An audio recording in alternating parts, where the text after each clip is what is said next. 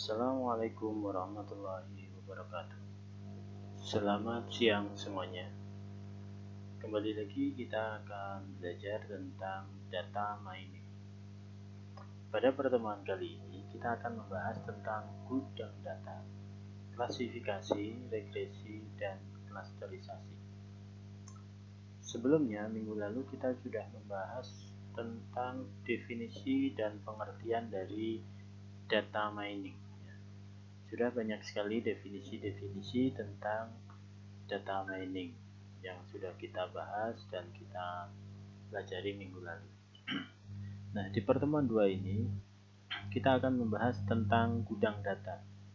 Nah, gudang data ini adalah persiapan data yang akan kita gunakan untuk melakukan proses data mining. Jadi data apa aja yang akan digunakan untuk proses data mining. Kemudian juga akan membahas tentang klasifikasi, regresi, dan klasterisasi. Baik, kita akan bahas satu-satu terlebih dahulu. Apa itu gudang data? Gudang data atau juga bisa disebut dengan data warehouse. Ini adalah suatu sistem manajemen basis data relasional atau RDBMS yang khusus didesain untuk memenuhi kebutuhan akan sistem pengolahan transaksi. Ya, jadi data warehouse atau gudang data ini sebenarnya adalah DBMS, ya, sebuah database RDBMS. Bisa menggunakan database SQL Server atau Oracle, atau misalnya sekarang ada yang disebut dengan big data. Itu awalnya dimulai dari data warehouse. Kemudian data warehouse ini secara bebas dapat didefinisikan sebagai tempat menyimpan data yang terpusat. Ya, datanya disimpan secara terpusat dan dapat di-query untuk basis manfaat bisnis. Jadi di dalam data warehouse ini bisa didefinisikan juga bahwa di dalam data warehouse itu disimpan semua data-data transaksi, ya, yang terpusat untuk manfaat bisnis. Baik itu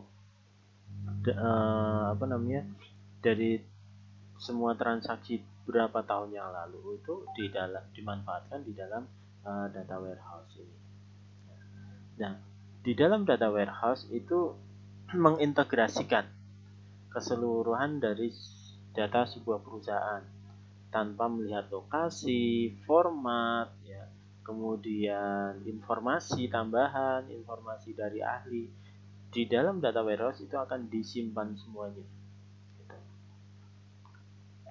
Kemudian data warehouse ini menyediakan data yang siap ditransformasikan dan disimpulkan sedemikian rupa sehingga membuat membuat sesuai dengan DSS, ya. DSS atau SIP.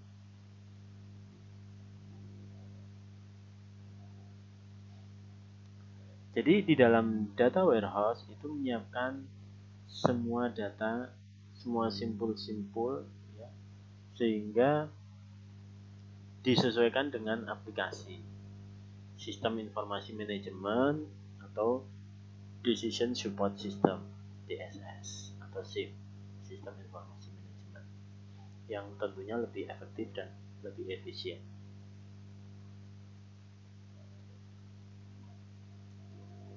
Di dalam data warehouse yang dikumpulkan ini biasanya merupakan informasi ataupun sejarah dari transaksi yang ada di perusahaan, dikumpulkan dari berbagai sumber yang berbeda-beda, seperti sistem proses transaksi online juga. Jadi data warehouse ini akan menyimpan semua informasi. Bisa juga dari data informasi yang berbeda. Jadi begini, Di dalam data warehouse itu ibaratkan sebuah gudang data yang ketika dimasukkan data bisa dari data transaksi, bisa dari data transaksi berbeda. Jadi ada beberapa database yang bisa dimasukkan ke dalam data warehouse ini secara bersamaan. Tuh. Tidak melihat informasi itu dari mana, tapi itu adalah informasi dari perusahaan. Tuh. Nah, biasanya juga menggunakan transaksi online. Transaksi online di sini adalah transaksi di perusahaan yang dimasukkan ke dalam data warehouse atau menggunakan online data transaction processing. Ya. Juga menggunakan sistem warisan. Sistem warisan di sini adalah sistem sebelumnya digunakan di dalam data warehouse. Bisa juga menyimpan file-file teks. Jadi misalnya notepad, kemudian text file, CSV, ya. Itu bisa juga disimpan di dalam data warehouse atau juga bisa disimpan dari Excel, data Excel atau spreadsheet. Bisa juga dari data Microsoft Access. Jadi di dalam gudang data warehouse ini semua data bisa disimpan, semua data bisa masuk. Pada data tersebut kemudian dilakukan, pada data ini yang dimasukkan kemudian dilakukan proses pembersihan untuk akurasi dan konsistensi dan mengelolanya untuk memudahkan dan efisiensi query. Jadi ketika data-data yang berbeda tadi dimasukkan ke dalam data warehouse, itu sebelumnya akan dilakukan pembersihan data terlebih dahulu agar ada akurasi data. Jadi kalau file text, file Excel itu kan berbeda-beda formatnya. Nah, di dalam format yang berbeda ini maka dilakukan namanya pembersihan data. Nah, pembersihan data kemudian akan digabungkan ke dalam sebuah data yang sudah siap digunakan untuk efisiensi dari query. Karakteristik dari data warehouse. Nah, ada beberapa karakteristik dari data warehouse. Yang pertama adalah subject oriented. Jadi data diorganisasikan menurut subjek dari aplikasi. Misalnya di perusahaan asuransi. Perusahaan asuransi orientasi subjeknya apa? Ya, berarti berhubungan dengan semua data dari asuransi. Misalnya mengorganisasikan data pelanggan, premi, klaim, ya. Kemudian juga ada produk-produknya. Kemudian kalau asuransi itu apa aja yang akan diklaim, ya. Misalnya ada produk otomotif, kemudian jiwa, kebakaran, kemudian ada banyak sekali produk-produk yang bisa diatur berdasarkan subjek. Data diatur oleh subjek yang hanya mengandung informasi yang diperlukan untuk mengambil keputusan atau pengolahan pendukung keputusan. Jadi subjek oriented. Kemudian integrate atau terintegrasi. Ketika data menempati aplikasi-aplikasi yang terpisah, ya, jadi di dalam data warehouse tadi datanya kan bisa terima dari mana aja, atau dari aplikasi mana aja, ada Notepad, ada Excel, ada Access, ada SQL Server, ada data yang dari online gitu kan. Itu kan semua aplikasi yang terpisah, berbeda. Terpisah dari lingkungan operasional ya. Kemudian pengkodean data sering tidak konsisten, maka biasanya karena berbeda-beda aplikasi ada pengkodean yang tidak konsisten. Contoh sederhana, di dalam aplikasi A misalnya itu menggunakan untuk kode jenis kelamin atau gender itu menggunakan M dan F, ya, male dan female.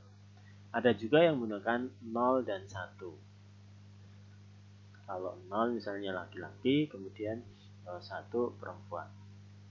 Nah, saat data dipisah, saat dipindahkan ke dalam data warehouse, Jadi saat data dipindahkan ke dalam data warehouse, maka harus ada diformulasikan.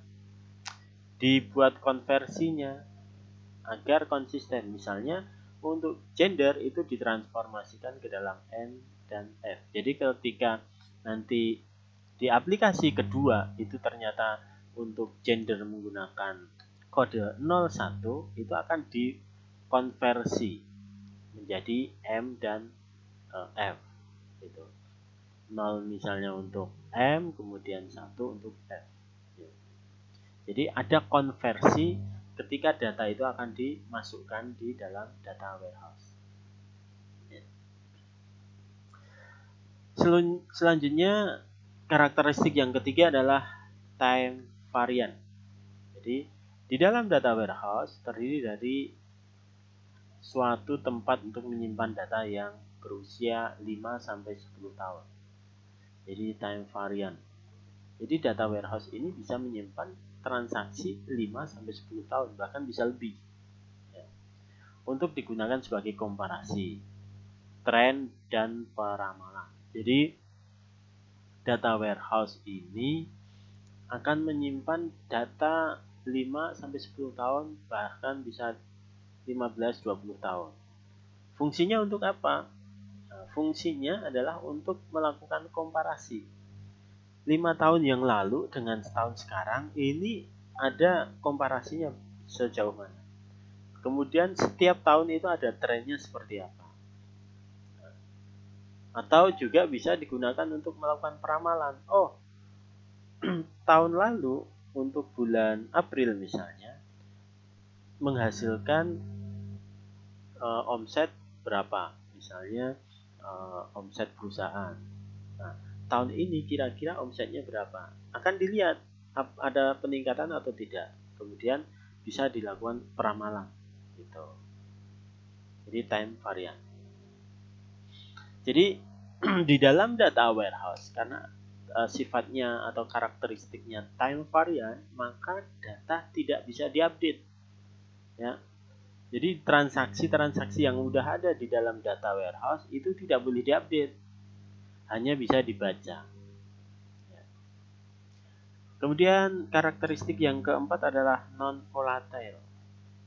Data tidak diupdate sesudah mereka memasukkan ke dalam data warehouse, tetapi hanya dimuat atau dan diakses. Jadi ketika data itu masuk ke dalam data warehouse, itu data tidak boleh diupdate kembali, hanya boleh diakses atau dimuat ke dalam penunjang keputusan.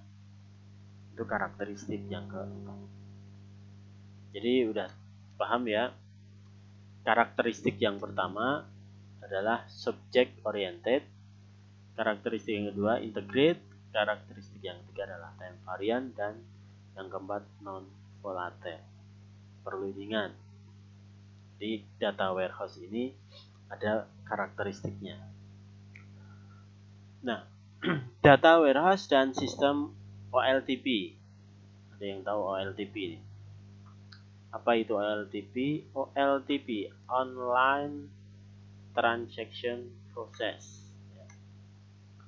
Jadi sebuah basis data yang dibangun untuk pengolahan transaksi online atau OLTP secara umum dipandang tidak cocok untuk data warehouse. Jadi ada basis data yang online untuk transaksi itu tidak cocok untuk data warehouse, karena didesain dengan suatu kumpulan kebutuhan yang berbeda. Jadi kalau data warehouse itu tidak boleh menggunakan OLTP, yaitu memaksimalkan kapasitas transaksi dan secara khusus mempunyai ratusan tabel dalam urutan yang tidak membatasi user.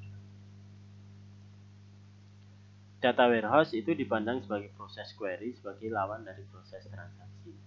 Jadi gini, di dalam data warehouse itu adalah proses query aja, tidak ada transaksi di dalam data warehouse. Kalau OLTP itu terdapat transaksi. Nanti kita akan lihat perbedaannya. Sistem OLTP tidak dapat menjadi tempat penyimpanan data dari fakta ya, data fakta dan histori untuk analisa bisnis. Kenapa tidak bisa digunakan? Karena OLTP ini biasanya ada perubahan-perubahan atau dirubah transaksinya. Jadi tidak bisa digunakan untuk analisa bisnis. Sistem ini tidak dapat menjawab secara cepat query dan pengambilan keputusan ya, secara cepat dan hampir tidak mungkin. Jadi sistem OLTP itu secara tidak mungkin untuk menghasilkan atau pengambilan data secara cepat. Karena dia akan melakukan proses perhitungan di dalam transaksi dulu. Kemudian OLTP pun juga sering ada ketidakkonsistenan atau berubah. Duplikasi data masukan juga ada, kemudian masukan data yang hilang sangat terjadi, dan tidak ada data histori di dalam transaksi untuk menganalisa. Nah, ini pada dasarnya OLTP itu menawarkan sejumlah besar data mentah ya, yang tidak mudah dipahami.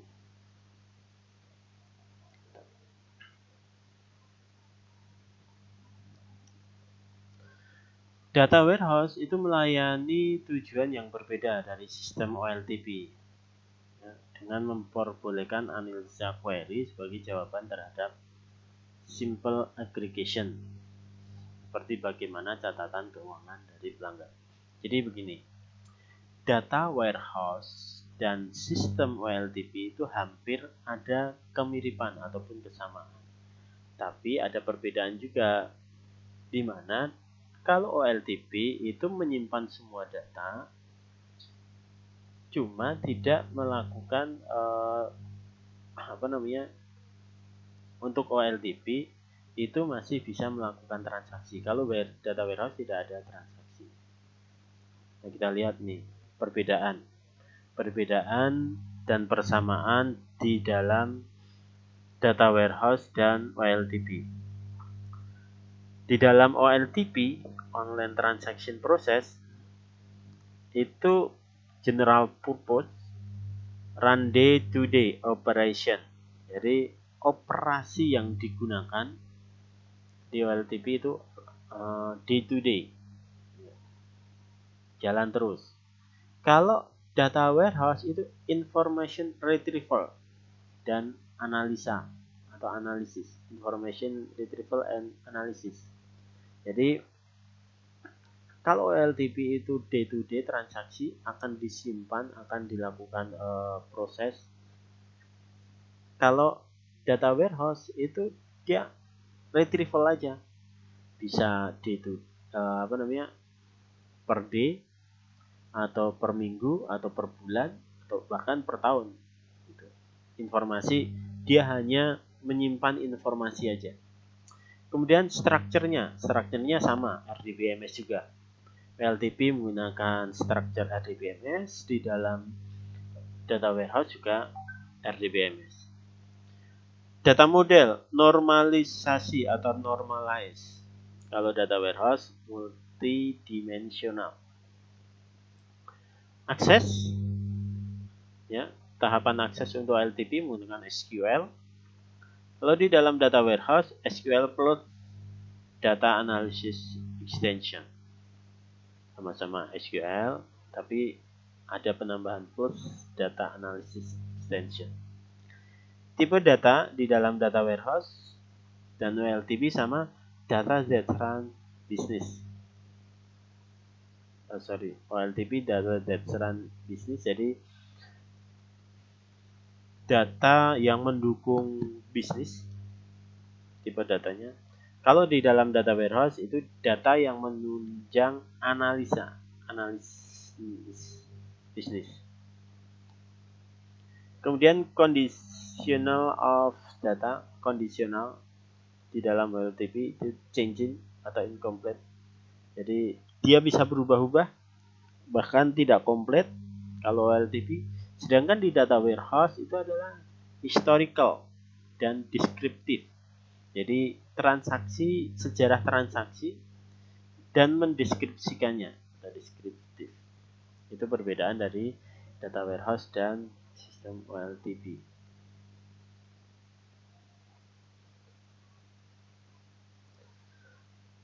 Jadi data warehouse itu melayani tujuan yang berbeda dari sistem OLTP dengan memperbolehkan analisa query sebagai jawaban terhadap simple aggregation.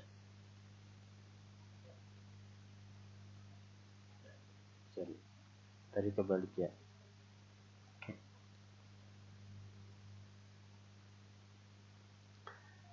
Ya. Jadi dengan menggunakan data warehouse itu kita akan menghasilkan data historical, ya, informasi transaksi. Data historical ini tentunya akan berkapasitas besar atau berdimensi besar, gitu. Makanya data warehouse itu akan bisa digunakan sebagai data mining. Nah, kita lihat di sini ada beberapa teknik data mining dan sifat dari data mining. Nah, yang pertama adalah classification. Sifatnya adalah prediktif. Jadi menggunakan teknik klasifikasi itu untuk melakukan prediktif, ya, sifatnya prediktif. Kemudian ada teknik regression, hampir sama, klasifikasi sama regression itu adalah untuk prediktif. Kemudian ada yang ketiga clustering, ini deskriptif. Kemudian association rule discovery, ini juga deskriptif. Sequential pattern discovery, deskriptif, dan deviation detection, ini prediktif. Jadi teknik-teknik yang ada di dalam data mining ini ada beberapa, ini ada 6 teknik ini sifatnya adalah melakukan prediksi dan juga mendeskripsikan atau deskriptif. Kita bahas pelan-pelan satu-satu. Yang pertama adalah klasifikasi atau classification. Jadi klasifikasi ini fungsinya adalah menentukan sebuah record data baru ke salah satu dari beberapa kategori, kategori atau kelas yang telah didefinisikan sebelumnya. Nah, klasifikasi ini disebut dengan supervised learning.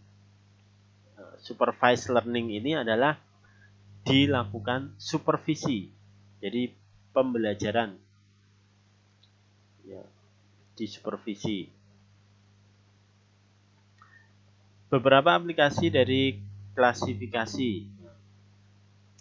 Contoh aplikasi yang berhubungan dengan klasifikasi. Yang pertama, berhubungan dengan penjualan atau direct marketing.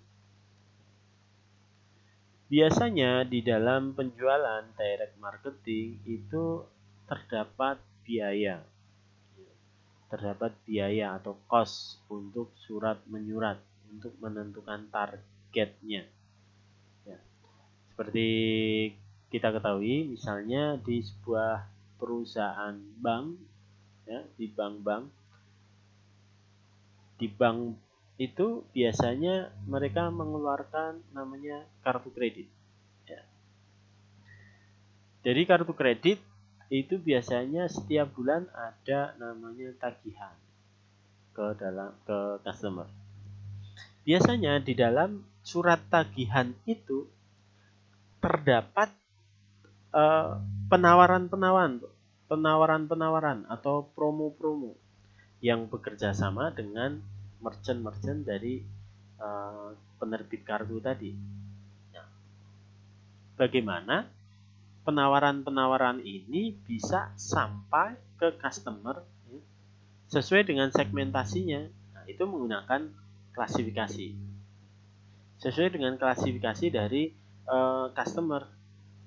Nanti akan dilihat dari ini menggunakan beberapa pendekatan. Contohnya, pendekatan yang pertama menggunakan data penjualan dari produk telepon seluler. Ya, itu akan dilihat. Kemudian pendekatan yang kedua, mengetahui pelanggan yang memutuskan untuk membeli dan juga memutuskan untuk tidak membeli. Jadi keputusannya beli atau tidak beli. Ini kelasnya.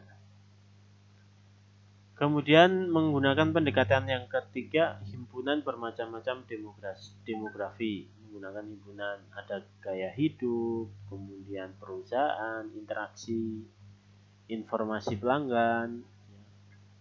Misalnya ada tipe bisnisnya, di mana mereka tinggal, berapa banyak mereka membayar, itu informasi. Jadi tadi ketika mau mengirimkan sebuah surat itu akan dilihat dari beberapa set ini. Kemudian menggunakan informasi tadi sebagai inputan untuk mempelajari suatu model klasifikasi. Kemudian ada model yang kedua, aplikasi untuk fraud detection, melakukan klasifikasi. Tujuannya adalah untuk memprediksi kasus-kasus transaksi yang curang dengan menggunakan kartu kredit. Bagaimana cara melakukan pendekatan? Itu akan dilihat dari transaksi kartu kredit dan informasi pemegang kartu sebagai atribut atau sebagai kolom-kolomnya. Misalnya, kapan seorang pelanggan membeli, apa yang dibeli, atau apa selalu membayar tepat waktu. Itu atribut-atributnya. Kemudian akan dibeli label dari transaksi-transaksi tadi. Ini ada yang fraud, ini ada yang fair. Fraud itu berarti kasus kecurangan. Ini yang fair, ini yang benar. Jadi misalnya dilihat dari transaksi pembelian ini apa, kemudian nilainya berapa, akan terlihat, oh ini ternyata kartu kreditnya curang. Nah, tapi menggunakan data mining, menggunakan teknik klasifikasi. Pelajari satu model dari kelas transaksi. Jadi akan mempelajari dari satu kelas transaksi. Nah, menggunakan model untuk mendeteksi kecurangan. Kemudian ada customer attrition atau churn. Ini tujuannya untuk memprediksi pelanggan mana yang akan berpindah ke customer kompetitor. Kalau kita lihat churn ini contohnya adalah pelanggan seluler. Ya, pelanggan seluler. Misalnya seluler A, seluler B, seluler C. Itu akan dilakukan prediksi. Pendekatannya adalah menggunakan record transaksi dari pelanggan. Jadi histori dari pelanggan itu akan dilihat. Seberapa sering menggunakan, menghubungi, seberapa sering untuk melakukan telepon, seberapa sering untuk berhubungan dengan yang lain, kemudian status keuangannya bagaimana, status perkawinan bagaimana, itu bisa dilihat dari record transaksi pelanggan. Kemudian akan diberi label, oh ini setia atau tidak setia terhadap produk, terhadap produk yang diberikan. Nah, nanti fungsinya adalah untuk menemukan model loyal atau tidak loyal. Selanjutnya ada regresi. Regresi ini untuk memprediksi nilai dari suatu variabel kontinu yang diberikan berdasarkan nilai dari variabel yang lain. Regresi ini mengasumsikan ada sebuah model tergantung dari ketergantungan linear atau non-linear. Jadi variabel kontinu itu akan menghasilkan ketergantungan linear atau non-linear. Nah, teknik ini banyak digunakan atau dipelajari untuk statistik, ya, bidang jaringan saraf tiruan, regresi, atau neural network. Contoh aplikasi, memprediksi jumlah penjualan produk, Ya, penjualan produk baru berdasarkan pada belanja promosi atau iklan.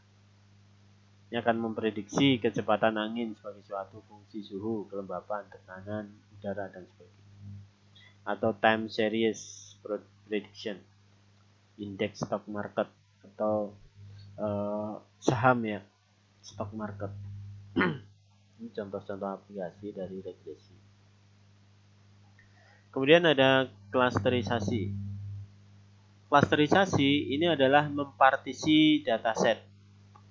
Jadi mengklasterkan, mempartisi menjadi beberapa subset atau kelompok sehingga elemen-elemen dari suatu kelompok tadi memiliki set properti yang sama ya, dengan tingkat similaritas yang tinggi dalam suatu kelompok dan tingkat similaritas antar kelompok yang rendah, disebut juga dengan unsupervised learning. Jadi kalau klasterisasi ini adalah membuat partisi. Jadi membuat cluster, membuat kelas-kelas. Di dalam clustering itu disebut dengan metode atau model unsupervised learning. Jadi jika diberikan sejumlah titik data, masing-masing mempunyai sejumlah atribut ya, dengan menggunakan ukuran similaritas. Titik-titik dari data dari suatu klaster mempunyai similaritas yang sama. Jadi data itu nanti akan memiliki kemiripan seberapa besar atau similaritasnya seberapa besar untuk mengetahui clusternya.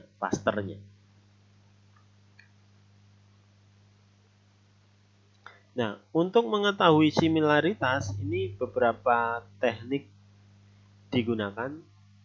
Yang pertama adalah Euclidean distance.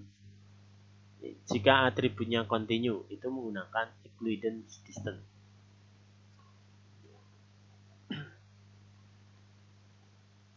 Kemudian juga menggunakan permasalahan yang lain. Nah, ini ada contoh pengaplikasian klasterisasi atau clustering. Misalnya untuk market segmentation. Tujuannya adalah untuk membagi pasar ke dalam sub-sub pelanggan yang berbeda, di mana suatu subset mungkin dapat dipilih sebagai target pasar yang dicapai dengan satu kombinasi pemasaran yang berbeda. Jadi market segmentation itu fungsinya adalah membagi klaster-klaster ke dalam pasar-pasar yang berbeda. Misalnya nanti ini marketnya yang kelas menengah, kelas atas, kelas bawah. Nah, bagaimana market segmentasi itu tadi digunakan menggunakan pendekatan ini, mengumpulkan atribut pelanggan yang berbeda berdasarkan informasi, tempat tinggal, dan gaya hidup. Kemudian juga menentukan klaster dari pelanggan-pelanggan yang sama. Nah, nanti setelah itu menghitung klaster yang diobservasi. Contoh pengaplikasian yang kedua untuk clustering menggunakan dokumen cluster. Dokumen cluster ini fungsinya untuk melakukan pendekatan kelompok dokumen yang mempunyai kesamaan berdasarkan pernyataan atau kata-kata penting yang muncul dalam dokumen tadi. Dokumen cluster ini contohnya atau fungsinya mirip kayak melakukan pendekatan plagiarisme. Jadi misalnya ada dokumen A dan dokumen B, dokumen C, seberapa banyak melakukan plagiarisme.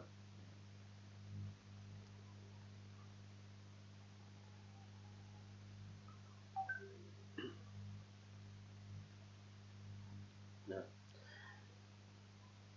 bagaimana pendekatannya? Ini pendekatannya mengenali kata-kata yang sering muncul dalam tiap dokumen.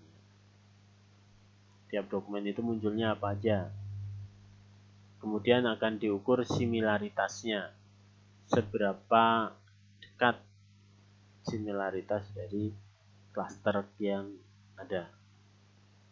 Pencapaiannya adalah untuk informasi retrieval dimanfaatkan untuk menghubungkan suatu dokumen baru dengan dokumen yang lain yang diklasterkan. Nah, oke. Itu tadi penjelasan dari gudang data, regresi, clustering, dan klasifikasi. Kemudian kita akan membahas tugas ya, akan dibahas di website e-learning. Jadi jangan sampai tidak mengakses website e-learning. Itu aja penjelasan dari saya. Nanti kita akan membahas tugas dan juga contoh-contoh clustering yang sudah kita jelaskan tadi. Dari saya cukup sekian. Assalamualaikum warahmatullahi wabarakatuh.